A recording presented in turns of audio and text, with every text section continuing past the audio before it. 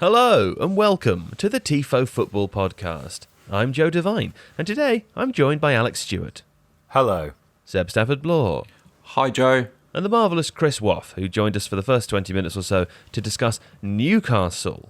Beyond Newcastle, we also talk about Chelsea and Everton. Of course, this is a sensible transfers episode, slightly out of format in parts, Chelsea specifically, because they've already signed everyone in the world, so there's no point suggesting new people, there's no one left.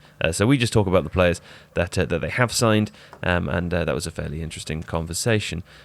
Before we crack on, I would like to say that if you want to read all the coolest things in the world all the time, then you should join The Athletic. That is theathletic.com/Tifo transfers.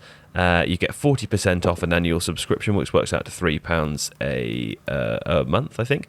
And also, the best thing is that you could listen to the Tifo Football Podcast on the Athletic app and not have to hear my very, very half-hearted plugs for doing that. So that's enough reason, I'd say, to spend £3 a month. Right. Anyway, without further ado, we leave you in the fine hands of Chris Waugh.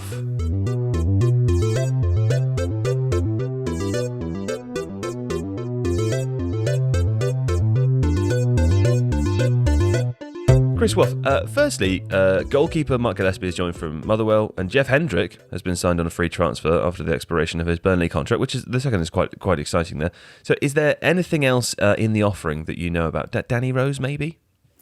Well, Danny Rose obviously came to Newcastle on loan for the second half of last season, and he did okay in the end. He was a little bit disappointing early on, didn't look 100% match fit, and Steve Bruce really likes him, and I think in an ideal world he would try and sign him, but it is certainly not an ideal world at Newcastle United at the moment. They definitely do want left back or left back cover, and so I think Rose now has almost become a backup option given the likely wages that he's on and the fact his age is he's basically just beyond the sort of bracket of what Mike Ashley would ideally like to sign. So they're looking at a few other players, quite a few left backs.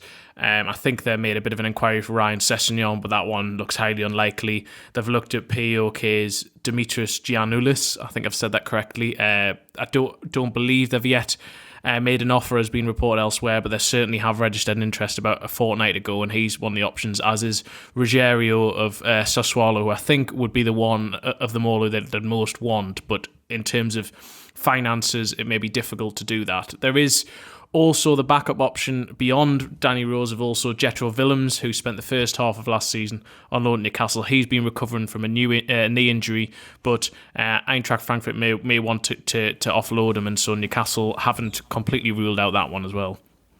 Chris, can I just ask, with everything that's gone on over the summer and since the spring, who is actually looking after recruitment at the moment? That's an interesting question, because I actually had an agent who's dealing with a player who asked me, that basically said, who makes the ultimate decision on a signing? And clearly they've had sort of mixed messages. Now, it's almost...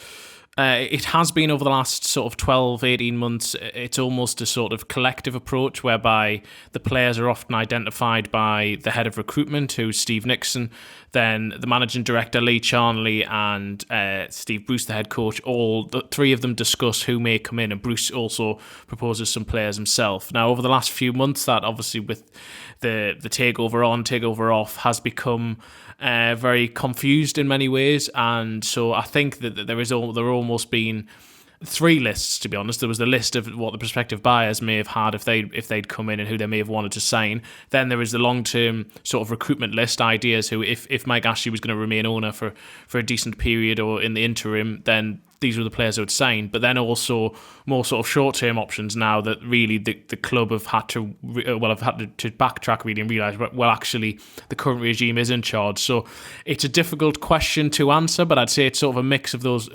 latter two, whereby there are some long-term targets and players they've watched for a long period of time, but then there are also basically options of expediency, and I wouldn't be surprised if Newcastle actually signed a few players of a slightly older age to what I've seen during the Mike Ashley era previously, and also they are looking at a lot of potential loan deals just to try and avoid transfer fees if they can. Can I ask then off the back of that what the reaction has been to Hendrick? Because he's obviously an excellent player, but as a result of the fact that he came on a free, he sort of feels typical of the on the cheap approach that's been so associated with Mike Ashley. Has the local reaction been negative at all, or are fans excited? I wouldn't say they're excited. It's been less negative than I necessarily thought, and it was interesting because I did a piece with for The Athletic with Andy Jones, a Burnley correspondent, obviously watched a lot of him, and basically the way that some people look at this is, as you say, this is a free transfer. It's a typical Mike Ashley sort of signing. But then the other side is, no, actually this is a quite shrewd bit of business. Now my argument would be the two aren't mutually exclusive. I think that this is both. I think that in some ways, would Jeff Hendrick have been the player who Newcastle tried to sign to bolster the midfield in normal circumstances if they had more money? I don't think he necessarily would have been, but he's also an experienced Premier League player. He offers versatility in midfield. He's played for Burnley for the last 4 years. Sean Dyche wanted to keep him. He comes in and really gives Newcastle option. If he can either play deeper in midfield, he's played as almost an inside right on the right hand side, and a sort of not quite as a right winger, but as a right-sided midfielder. He can also play as almost a withdrawn number 10, a link man. And so, actually, the reaction has been, I think there's a lot of acceptance of the sort of position Newcastle are in, and if they can sign a player like Jeff Hendrick on a free transfer, if that saves them having to spend £8.5 million on Nabil Bentaleb, who they had on loan last season, who really did not impress, then I think that a lot of fans see that as, that's a smart way of using the budget. And so, it's sort of an in-betweeny sort of one, but I think that it actually is a decent piece of business for Newcastle. Okay. Also, Joelinton and Yoshinori Muto aren't training at the moment. Andy Carroll is the only available centre-forward, and despite his fantastic goal the other day, I don't know how promising that is ahead of the new season. Is there anything being done in this area, Chris, or am I overly panicked? I mean, I wouldn't say overly panicked. I think a lot of Newcastle fans share the same sort of panic as you. Dwight Gale ended the season as Newcastle's centre-forward last year. He scored 4 goals after the restart. Newcastle had spent 2 years trying to sell him, and he's in the final year of his contract, but he was seen as basically he was likely to start this season as the centre-forward. Well, he's injured his knee. A matter of months, it looks like he's going to be out for. That's my understanding of it. Yeah. And Joelinton, the club haven't confirmed why he has been out. There's been reports that he's had to self-isolate, haven't been away. Yoshinori Muto is someone who the club, I think, ideally would like to sell, but they may have to reevaluate that now. Andy Carroll, yes, scored that goal against Crewe, but that is the first goal he scored since resigning for Newcastle United. Durability, obviously, is an issue there. So Newcastle, it has been the priority all along, certainly for Steve Bruce. They looked at a centre-forward in January. He tried to protect his budget for the summer. Ironically, obviously, that's been significantly hit given COVID. But they are looking. Callum Wilson of Bournemouth is certainly a player who Steve Bruce likes a lot. But finances, like a lot of these deals, are becoming very difficult for Newcastle. My understanding is that they have sort of stepped up conversations on that this week to try and look at that. They're also one of 10 or so clubs who would like Ryan Brewster if he was to go out on loan from Liverpool. They've looked at a lot of forwards on the continent, the likes of Patrick Schick, but it looks like he may go elsewhere. And so Steve Bruce, it was a bit alarming for a lot of Newcastle fans that last weekend he made a comment about how it looks like would like to sign a centre forward, but needs to be of better quality than they currently have. Well, I think hopefully Dwight Gale's injury has sort of focused minds internally at St James's Park, and that definitely, if they go into the new season having not signed a striker, then I think fears that they will be in a serious relegation battle are well founded. Chris, I'm really, really sorry for asking this because I know you're going to be utterly sick of these kind of questions.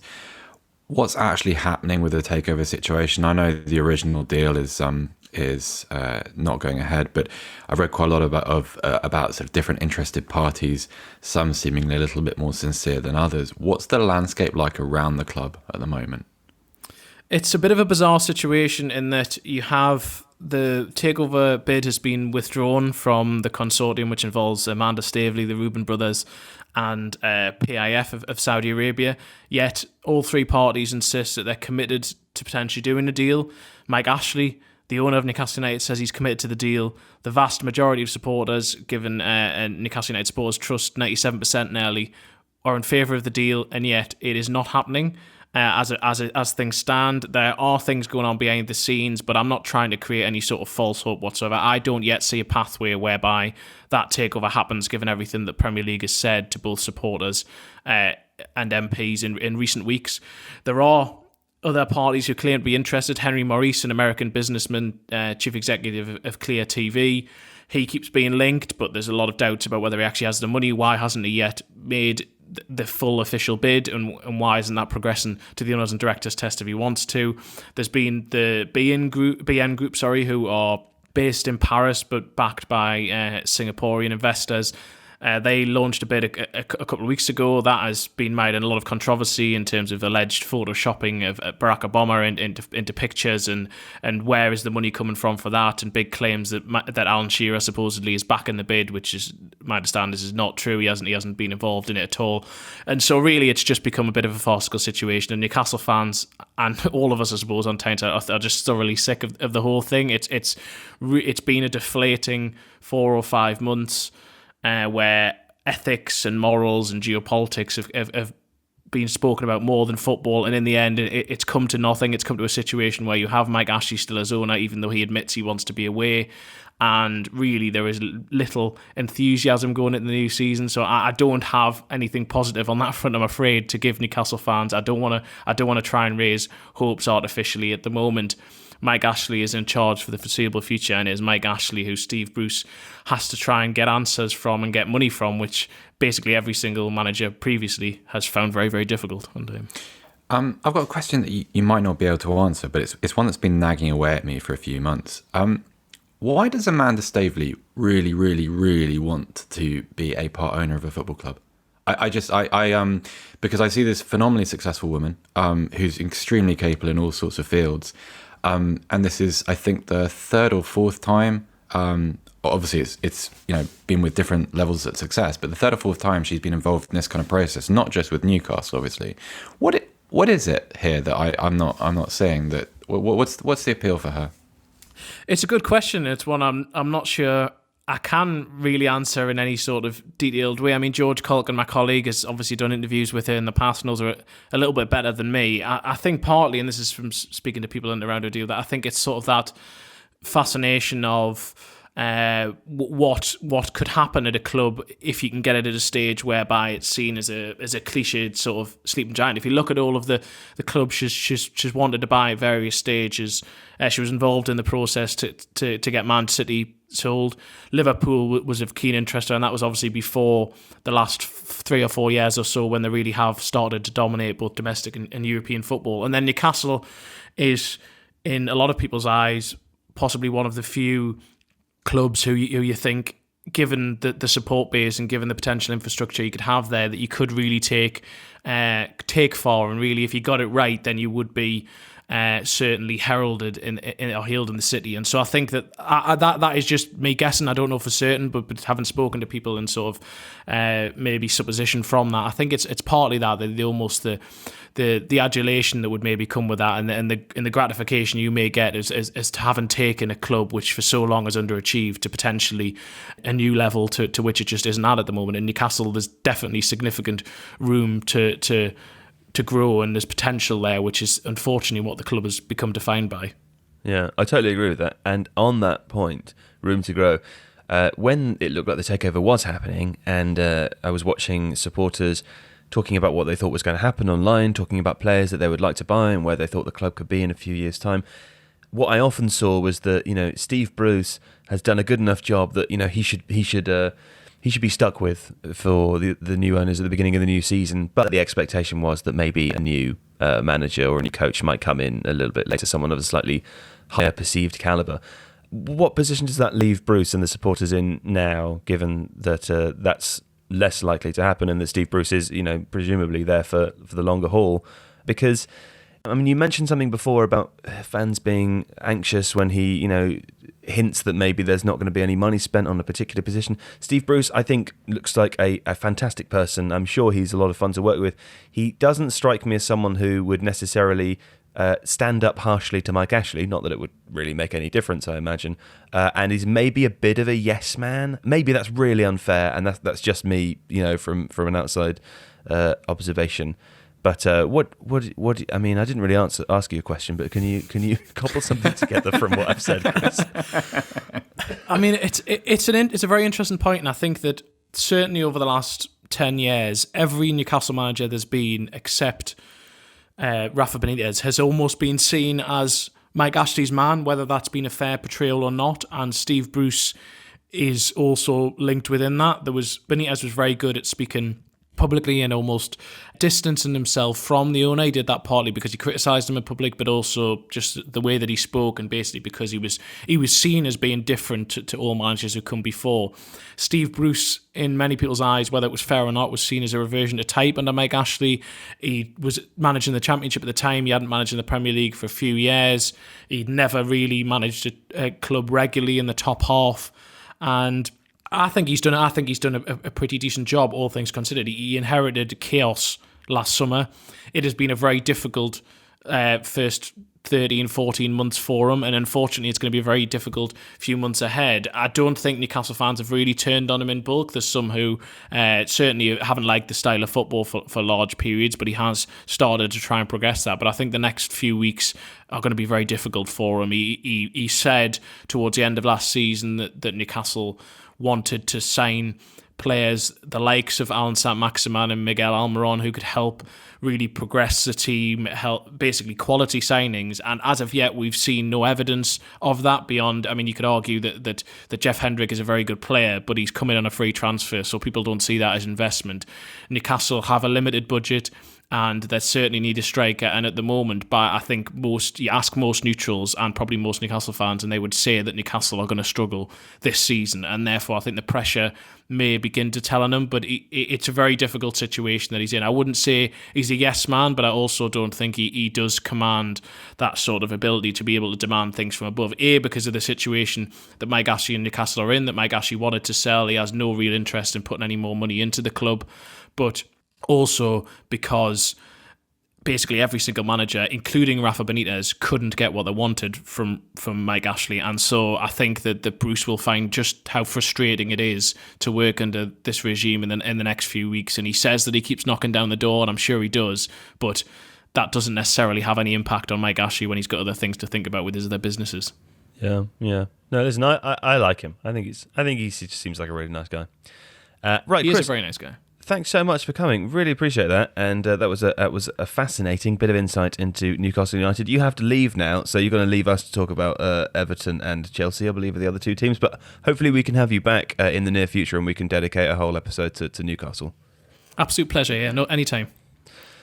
Okay, Chelsea. Chelsea have signed 100,000 players already. So instead of suggesting more players to add to that large number, we're just going to talk about and look at the players that they have signed. And with Alex, we're going to begin with Timo Verna, to hear a little bit about Timo and also who he's likely to replace in the team. So Timo Verna is a really, really good striker, obviously. 28 goals and 8 assists in 34 league appearances last season. He is quick, he's positionally intelligent, he generally speaking plays off the shoulder and tries to run through, but he can drop off and link play as well. That generally happens on the left-hand side. The issue that Chelsea have, and the reason that Werner is probably the most problematic of their signings from a kind of system point of view, is that he, generally speaking, has been playing alongside another striker, someone like Yusuf Poulsen or Patrick Schick. And the reason for that is that they provide the kind of the aerial presence, the movement that creates space for Werner to run into.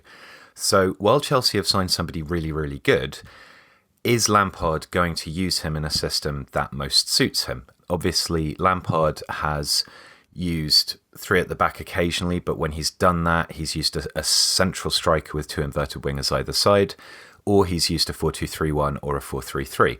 None of these are systems that Werner would naturally fit into. This is why there has been some conversation about playing him on the left-hand side of an attacking three. But I think he'd work really well with Tammy Abraham, who does provide that sort of, aerial threat, the ability to create space, the ability to drop off and link.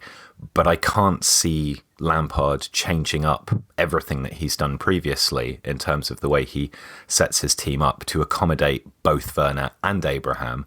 So the question will be, how does he get the best out of Verna in a system that Verna is not used to, and what happens to Tammy Abraham? And I think ultimately the answer to that is Abraham is a bench option.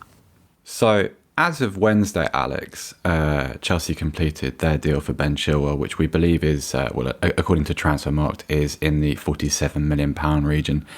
I quite like him as a fullback. That seems like an awfully big fee for him. I would agree. Obviously, look, there are fee issues involved when you're buying from a club like Leicester, who are extremely canny at extracting maximum value from transfers and who have really succeeded in a buy low, sell high kind of thing. You know, obviously, if you're looking at people previously like N'Golo Kante or Riyad Mahrez, Leicester know the value of a 23-year-old English international fullback. Obviously, being an English player comes with a premium as well. He's an established international now. So you can understand why the price has become that high, selling to another Premier League club under those circumstances.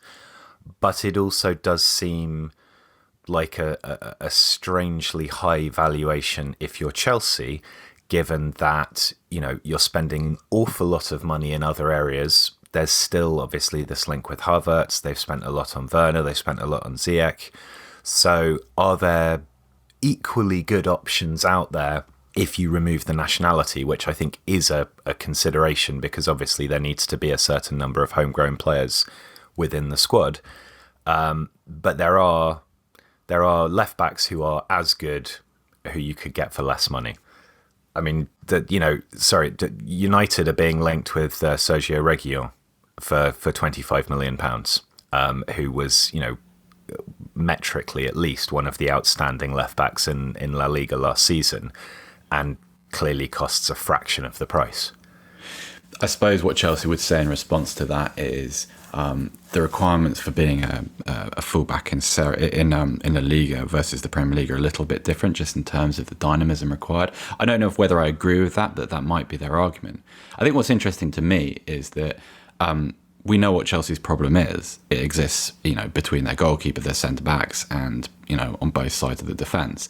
But Chilwell, I know that sort of every modern fullback has to have an attacking slant, and their sort of ratios have to be shifted towards what they do in the opposition half.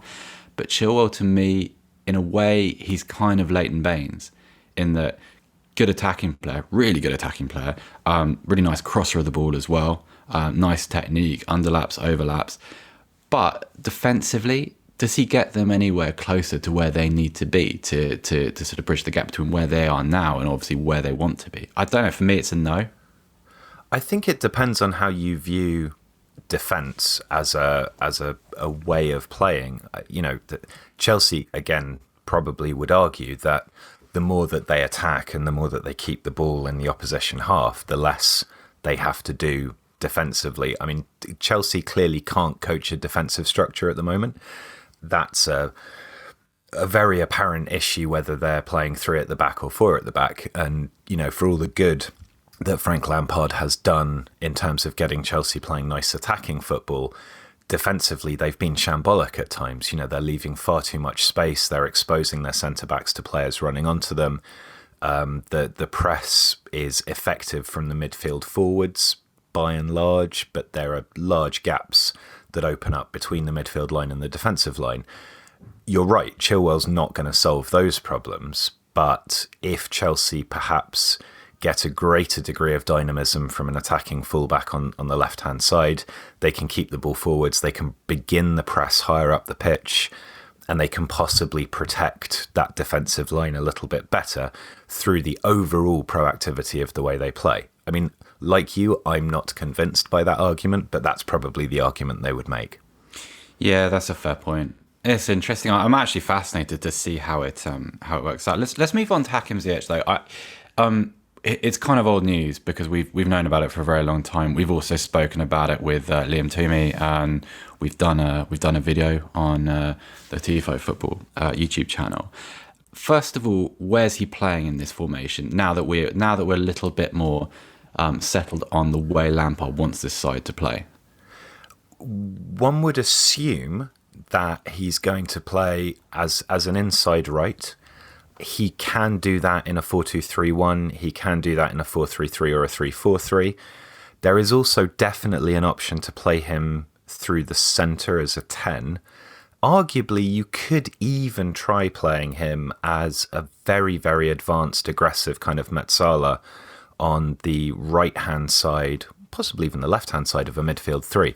I don't think they'll do that because they have enough options within their midfield to mitigate that. But Ziyech is able to create kind of from anywhere. And, this ability to drift in off the left-hand side and create shooting opportunities or passing opportunities got him 6 goals and 13 assists in the Eredivisie last season. But he will also drop off. He will also orchestrate play from a little bit deeper. He's not a kind of natural winger, obviously. So where before on the right-hand side, generally using Willian, Chelsea had somebody who was a bit more of a kind of byline hugger who would try and get forwards and then cross from positions closer to the goal line. Ziyech's not going to do that, so they're going to want more dynamism from their right back getting forwards. I think he's an interesting one because, like you say, he is kind of the forgotten transfer of this window. Chelsea have otherwise been so active, and he's the lowest fee so far.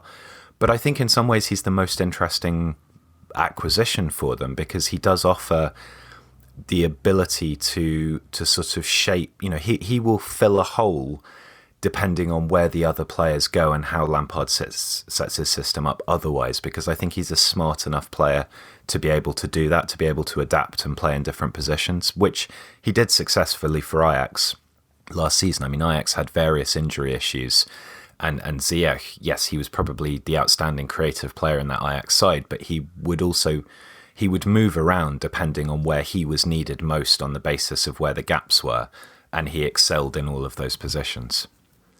It's funny, he's probably, of the players they've signed, he's the one I'm most excited about watching, and the player completely. that I like watching the most, and yet he's also the one I fear most for, because his body type is a little bit wrong for Premier League football. I don't know whether I'm working on a kind of an arcane assumption about the kind of the attritional nature of British football. I don't know, maybe I'm a proper football man, and I'm not even aware of it, something like that. But I just wonder with an interior player who's built like that, I just wonder how they survive cutting inside, because over time, a lot of teams are going to take the approach with Ziyech. He's so skillful, he's so gifted.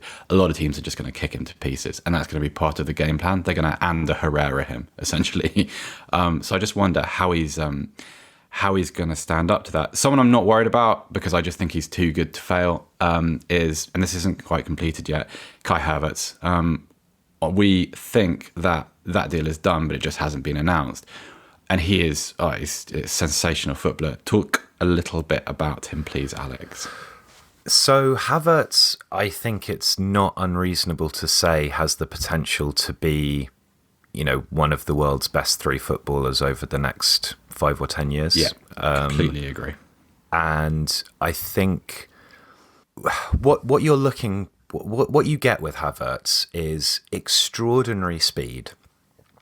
Which I think is one of those things that you sometimes don't notice with him. He is so fast. His ability to transition, to carry the ball at pace, to lay a ball off and then pop up in the opposition box is extraordinary. He also has great technical ability. I remember we made a video on him for the Bundesliga a little while back, actually. And looking at some of his crosses from the right half space, his ability to create the space to get a cross in, sometimes even like a half-volleyed cross or something, and find the player that he's looking for is extraordinary. There's really nothing he can't do. I mean, I think he is best as a 10 that you see as a kind of what in Football Manager would be called a shadow striker. Somebody who's not a pure creative 10 who sort of sits in the hole and spreads the play around, but somebody who is part of a series of short passes and then pops up to offer a goal threat. But he can play as a striker. He can play as an inside right. He's the sort of player who, in my opinion, you build the rest of the team around. You work out where you want to play him and why, and then you fit the pieces around that. So if it happens, and like you say, everything is indicating that it will, all of a sudden you've got a Chelsea team who very possibly are elevated to genuine title contenders because he is that good. He's been playing top flight Bundesliga football for 3 seasons, I think. He hasn't once looked like a player who doesn't sit comfortably at the highest level.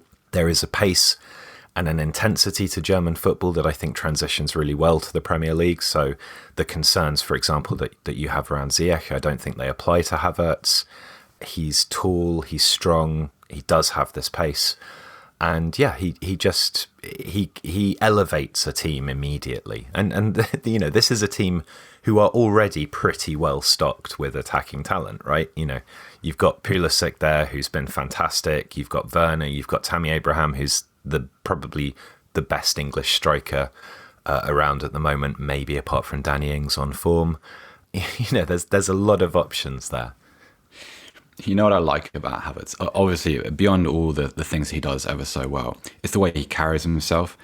It's not a particularly original observation, but he reminds me of a very young Mikel Ballack, just in the way that he's got that, I wouldn't call it arrogance, but he's got that sort of, he struts a little bit. And I like that in a player. And also, and I don't mean this in a derogatory way, but that feels like a Chelsea quality. Like at their apex, at their pomp, under Mourinho, but also Ancelotti, that felt like a Chelsea quality. They thought they were better than you. Yeah, too much of that in a player is not a good thing, but a little bit is really, really helpful. And actually, when you don't have it, it's a bit of a problem. One of the ways they're trying to address the kind of the personality balance, the kind of chemistry in the side is with another deal which is expected to go through probably over the weekend before this podcast releases, Thiago Silva on a free transfer. It's probably not enough reason to dwell on this too much, but I like it because I think he's a person that they need in that defence specifically, because I look at that group of centre-backs and I see a lot of underperforming players, perhaps a little bit under-talented in some areas, but they're also players that are operating within themselves. And Thiago Silva, there's a reason he's captained the sides he has. You have to be a very, very resilient personality to be captain of Brazil, for instance. And I like the idea of them having that in their dressing room. Yeah, I think that's right. I mean, Thiago Silva, if you go back to 2009-10 season, there have only been 3 seasons since that Thiago Silva hasn't won his domestic championship. He won in 2010-11 with Milan, and then there's more or less been a clean sweep with PSG. Like you say, he is also the captain of Brazil. This is a guy who has leadership quality, who was able to captain a side to the Champions League final at the age of 34 and not look like a player who was struggling physically with the demands of that. He has players around him who do a lot of the legwork for him. So Marquinhos is a screening midfielder. Kimpembe is a very athletic centre-back partner. But there is a quality that defenders have where it's positional awareness, it's astuteness, and it's being able to direct your colleagues to know where to be, to snuff out danger. And Thiago Silva, with his experience, with his again, this is a cliche, isn't it? But it's a winning mentality. I never thought I would say something that on me. But I've trapped you into saying it. Yeah, but it's true because yeah, from a pure kind of footballing, in terms of performance, in terms of stats and stuff, and in terms of the longevity of a player and so on, there are clearly more sensible options out there than Thiago Silva. But like you say, Chelsea has a couple, I think, very promising young centre-backs, particularly Tomori, but also Christensen I really like. But Christensen looks like a player who needs confidence, who needs somebody alongside him to kind of almost give him the okay to carry the ball forwards and play those elegant passes. Tomori needs to not be playing alongside people who look a little bit hapless like Kurt Zouma. And if you bed in a player of that degree of experience, suddenly I think you do get a greater degree of confidence and communication in that back line, which can only be a good thing. And we've seen, for example, the effect that Zlatan Ibrahimovic has had. Zlatan, again, still a very, very high-class player, But one of the reasons that Manchester United brought him in 2016, or Milan brought him to the club last season, was that he brings a winning mentality, he brings experience, and he brings that kind of arrogance that you were talking about with Havertz. You know, it's with Zlatan, it's not an understated arrogance, but there's an understated arrogance to players of really, really high quality, where they come in and it's like, look, I've been there, I've done that, I know what it's about, I know what it takes to win stuff. And even if Silva isn't made the captain of Chelsea, which I don't expect he will be, having figures in the dressing room of that ability, particularly when you're playing them alongside really talented but slightly callow players like Tomori and Christensen, that can only be a good thing, in my opinion. Yeah, I agree. The Zlatan thing's interesting because I don't buy his arrogance. I think it's a routine. Like this guy is nearly 40, going around referring to himself as a lion. I can't stand him, honestly. Like I know this isn't the place to have my Zlatan rant, but he just goodness. No. There's definitely something annoying about him. What I was going to say is that I see it as a slightly different quality. Like Ibrahimovic he's a little bit of a construct. He's kind of in his 30s. He's become this entity within the game, whereas I see in Thiago Silva something a little bit more sincere, something which kind of more of an element that's suited to being added to a group of players. Whereas I don't know if that makes sense or if he's even right, but that's just how I feel about it. Look, I think Thiago Silva is obviously a more laid back character than Zlatan, because literally everybody is. Yeah. But there is. There is something about, maybe it's not dissimilar to someone like Cristiano Ronaldo, where the kind of the mindset that it takes to remain that good into the twilight of your career, and nobody who works with people like Ronaldo or Zlatan ever suggests anything less than 100% commitment. They are in extraordinary physical condition and still believe that they are the best player at the club. Zlatan is like 38 now, and having somebody, you're not going to necessarily, sit cross-legged at his feet and learn about how to carry yourself overall. But I think if you're a young player and you see that kind of commitment and that kind of self-belief transforming into still very, very good performances, there is something instructive in that. Right, let's go to Everton. Really interesting situation, because a little bit lopsided. The side definitely needs improving, and yet we're recording this on one of the last days of August, and to date, Niles Nkoku is the only rival, and he's a left back from Olympique Marseille, who I think is probably designated to be a backup option on the left side of defence. He's there to kind of to give Luca Dean's legs a rest. It's a funny one because when you talk about what Everton need, it's almost as if you're missing the obvious. And there's a very good article on The Athletic by Paddy Boyland, in which he talks about the need to first of all trim the club's wage bill and get rid of all these sort of relics of the Steve Walsh era and the sort of the early misfires under Brands. So do give that a read, and you can sign up using our code, theathletic.com/Tifo transfers. But Alex, in terms of incomings, we know that Everton were interested in Pierre-Emile Højbjerg, and sort of they want to fill that sort of central midfield area that obviously was vacated when Idrissa Gueye went off to Paris Saint-Germain. Gbamin was supposed to be one of the answers to that, but has had just the most terrible time with injuries. So let's go back to our traditional format and come up with a few picks. And we'll start with in central midfield. Who have we got? So I'm going to chuck two names at you first, who are not actually necessarily picks, but I think if you're looking at a potential future Højbjerg, there's a guy at Brøndby called Morten Frendrup, who's I think 19, and a guy called Peter Pokori at Salzburg, who is 19. They are both midfielders to keep an eye on in that sort of ball-winning recovery kind of thing. I'm not convinced, though, and this is why I move swiftly on from those names. That's your controversial tone of voice. That's a tone of voice you use when you're about to introduce something which I might object to. No, it's not that. I think what I hope is that Gbamin gets better. Yeah, I think we all because hope that. Yeah. because I think there's a really, really talented footballer there, and if he recovers and stops having these injury problems, then you don't need a Højbjerg. You need somebody who is probably more of a box-to-box midfielder, somebody who is going to weigh in defensively, because there's everything to suggest that Ancelotti will persist with the sort of 4-4-2 style.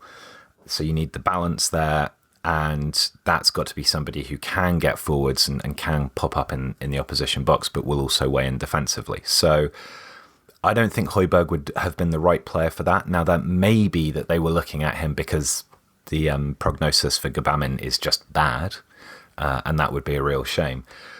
But so I've gone for I've got a couple of picks here. So there's a guy who Stephen Conroy, who is he's a sort of Twitter scout, and I don't mean that pejoratively, but he writes a lot about Norway's top tier.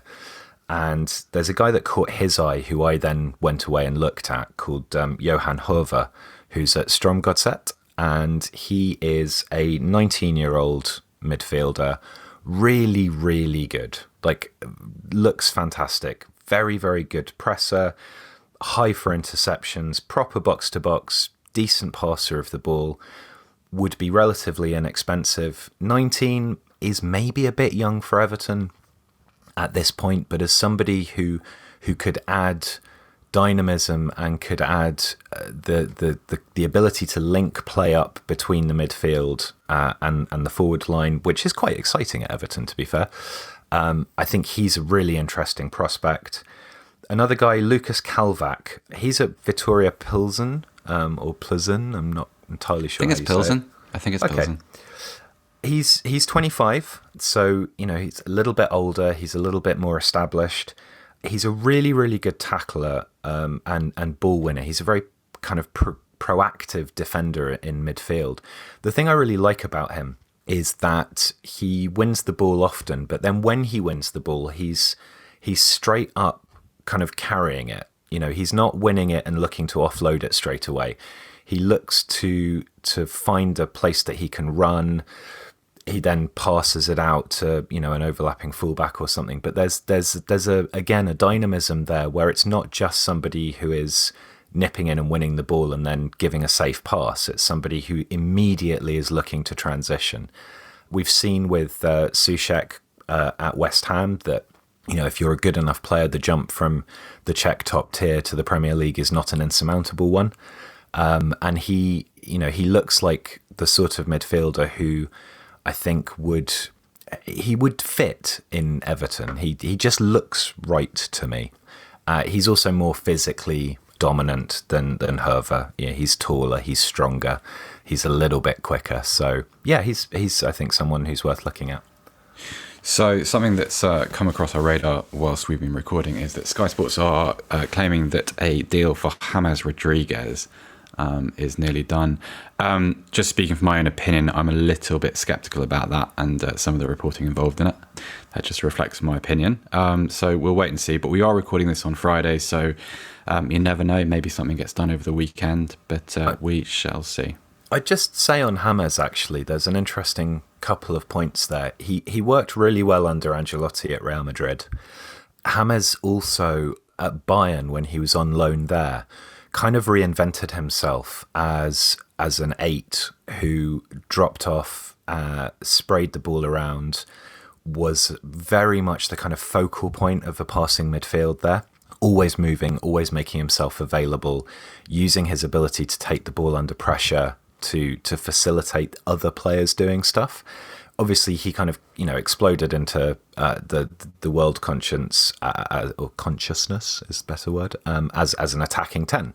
And he does have that creativity, and he is a great kind of attacking player. But there's no doubt at all that he can play deeper, and he can play in a really unselfish way. So I kind of think that, yes, I mean, whether or not it'll happen is a massive question. But I could actually see that move working out really nicely for both parties if it does happen.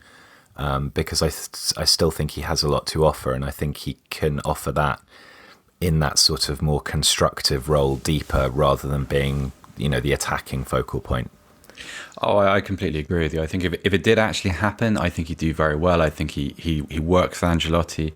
I think he's the kind of player that Everton fans would absolutely adore, and those kind of things matter. I just don't know quite whether it's as close as it's being claimed. I'm not sure. So we'll see on that one. Actually, before we move on, I quite like Abdoulaye Doucouré, another player they've chased over the weekend, over the summer. Sorry, I think he would do very, very well. He's been used in a slightly more advanced role for Watford, and actually a succession of Watford managers have messed about with his position to the detriment of his performance. But if the asking price isn't too prohibitive, that would be quite an easy transfer to conclude, and a quick way of making your midfield not only a little bit better, but a little bit more formidable. I think that's a kind of a something that Everton's midfield has been lacking for a while. No, he's a great player, Doucouré. He really is.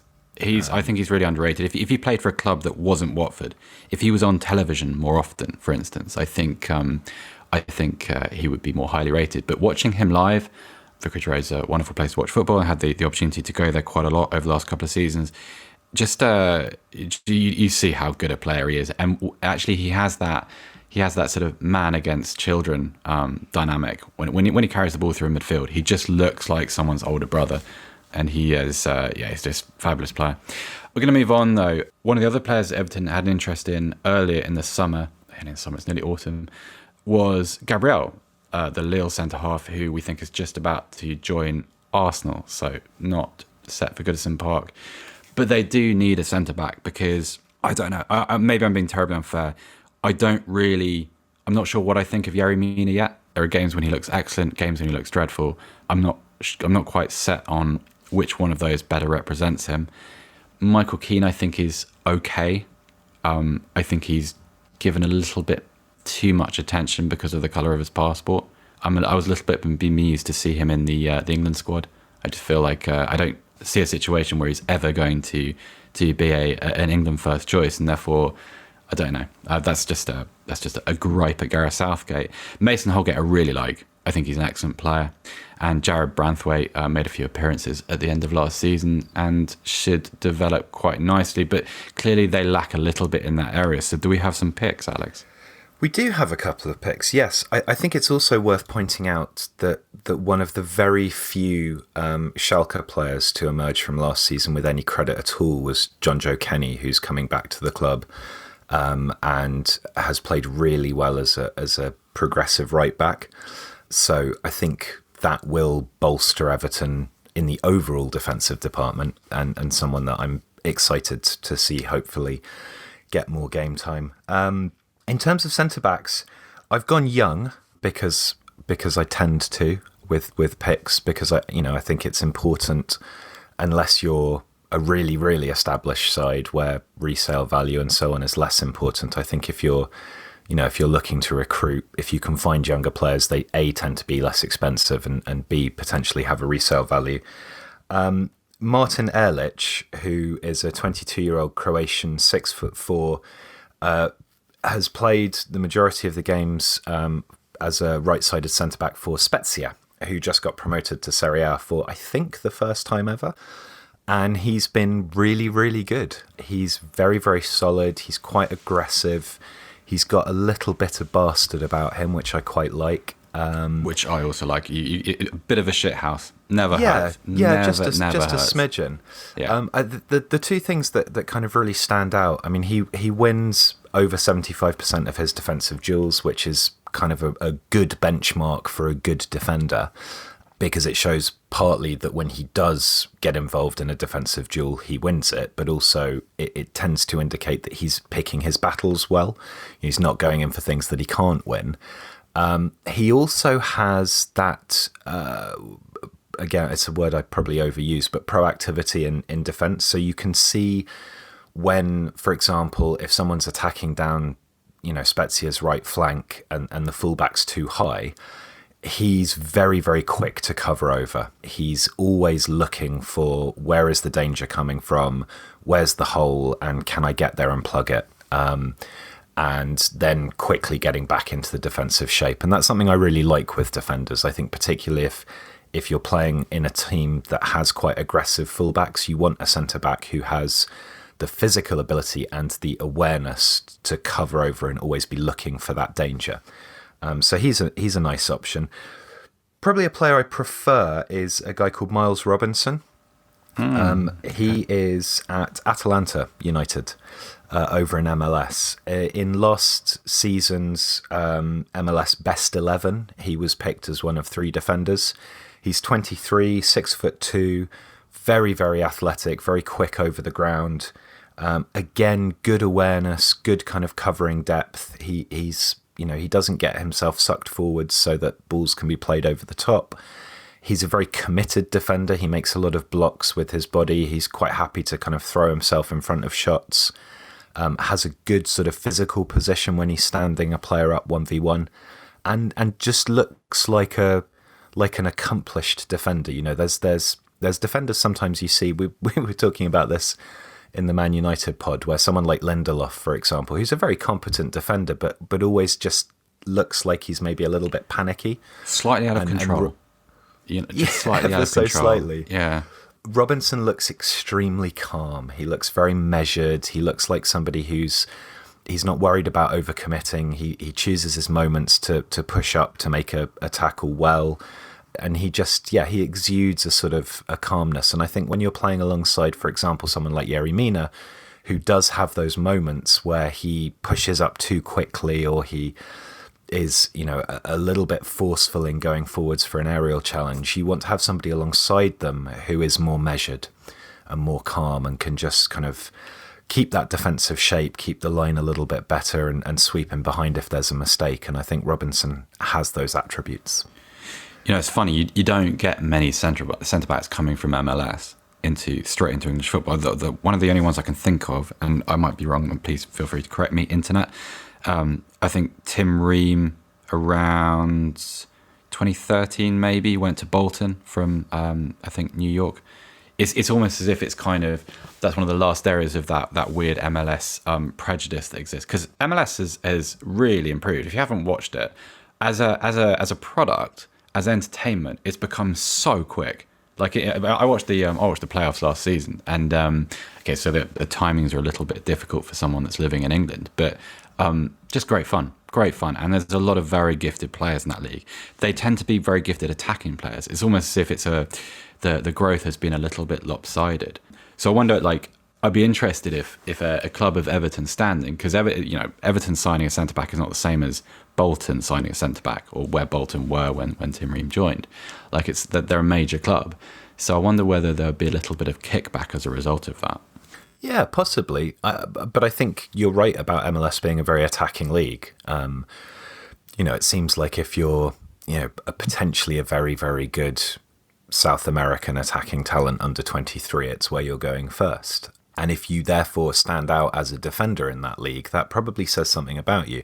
It's also worth noting that when I did the article recently for The Athletic on Ben White, in terms of players who match up to Ben White's passing, ball-carrying ability, particularly from deep, Tim Ream is the only guy who statistically bears comparison to Ben White still. And Tim Ream's 31 now, possibly? That sounds about right. I'd have to look it up, but yeah. Yeah, no, obviously that's partly predicated on the way that Fulham played last season. But, there's a player there who has, not at the top level of English football, but has consistently managed to play well. And there are a couple of other good centre-backs in, Austin Trusty looks like a very promising one. James Sands, who's at New York City FC, maybe as a centre-back, probably, I think, more as a defensive midfielder. But there are some really good defenders coming through there. It's interesting. I think Objective A, Everton, I'm just looking through their squad list as you were talking there, Alex, whilst obviously still paying attention to you. But some of the names that are still on here, some of the contracts that they're still paying, the obvious ones everyone knows. Sandro Ramirez is still there, clearly. And Yannick Bolasie, Mohamed Besic, who I've actually always really liked as a player. I feel like Besic is kind of the great unrealised talent of central midfield. It's becoming quite a difficult position to keep holding, but it's a hill I'm willing to die on. I think Sigurdsson is a bit of a problem as well. I think that's a big contract. They spent a lot of money on him, which is kind of redundant now. But like, Everton's squad is so cluttered. It's so full of players that don't really have a purpose. And I think kind of if they could, I mean, they need to add in the positions we discussed. That goes without saying. But I think a good summer for them is almost if they were able to shift 3 or 4 players and then prepare themselves for whatever happens in, post-COVID football world. Like if they were able to restock properly, with a bit of space in their wage budget in January or even next summer, I think that would be a win almost. I think the biggest problem with Everton, and there's quite a high preponderance of Everton fans on Twitter who also work in analytics. So it's one of the clubs that you get quite a lot of good comments on. And they are just still stylistically a mess. It's very difficult even now with Ancelotti having been there for a full season to know exactly what style of football Everton really want to play. And there are definitely players there, Calvert-Lewin, Richarlison particularly, who are of very high quality, but Everton don't have an identity tactically, I don't think. And you can see, for example, in the improvement in Southampton, where the imposition of a tactical identity that has then been honed and refined and worked on, despite the fact that it didn't work out to start with, has really seen that team accelerate. And Everton, I think, first and foremost, need to work out, not just under Ancelotti, but in the next sort of 5 years, what style of football are we really going to work towards playing? And once you've done that, then you can work out, because some of those players you've mentioned, like Balassi on his day, is a great attacking talent, but he only really fits in certain styles. You need, first and foremost, Brandt's particularly needs to sit down and plot out the sort of the destination point in 5 years' time, stylistically, and then you look at the squad and work out who to prune because they're not going to fit in. Some of those are just a pure quality thing, others will be a system thing, and then start bringing in players that will be able to work on that and create a spine, like you say, with people like Holgate, John Joe Kenny, Gabamin if he gets fit. There's a good spine of players there. Calvert-Lewin is one that I love. I think Calvert-Lewin... he's fantastic, yeah. If you could surround Calvert-Lewin with the right pieces, that is a footballer. I mean, I took a really long time to recognise that, and I was down on him for a long time, and wrongly so. But because I didn't really... I just didn't watch him right. I didn't appreciate... I saw all his traits, like his willingness to run into channels, as kind of compensations for stuff that he wasn't able to do elsewhere, which is just my mistake. But he's fascinating. Like yeah. he's like a player from the 90s. He's a really traditional sort of target man type with kind of modern technique. It's fascinating. Yeah, and a fantastic work ethic and ability to press. And I think, if I were Everton, I would be looking at Calvert-Lewin and saying, right, how do we mould the football team on the pitch into the image of how Calvert-Lewin plays? So I want intensity, I want pressing, I want directness. I'm kind of almost looking at Southampton, actually, because I could see someone like Richarlison playing in that tucked-in wide role. I can see creating a midfield, even with the players they've got there, that would work, probably, certainly the bottom pivot if Gabamin gets fit. There's the scope to do that and create a really intense, high-pressing, dynamic, energetic team with Calvert-Lewin leading it. And then once you've got that blueprint in mind, that's when you start buying and selling. Until you've got that, and I don't think Ancelotti is the guy to coach that team, by the way, because that's not his style. But it seems to me like that's the direction that Everton should be going in. Yeah, you don't start buying expensive clothes until you've built your wardrobe right, do you? I mean, until you've actually got somewhere to store them. I think that's the way I look at it. Anyway, this has been fun. Alex, thank you. I'm going to try and wrap up now. Thanks. In Joe's style. Joe would want me to say something weird like, we'll do something different but the same next week. And actually we will do, because Joe's off on annual leave next week. So God, that's going to be really ropey. You're going to have to put up with me for a couple of episodes. There was also no cold hands and warm embrace.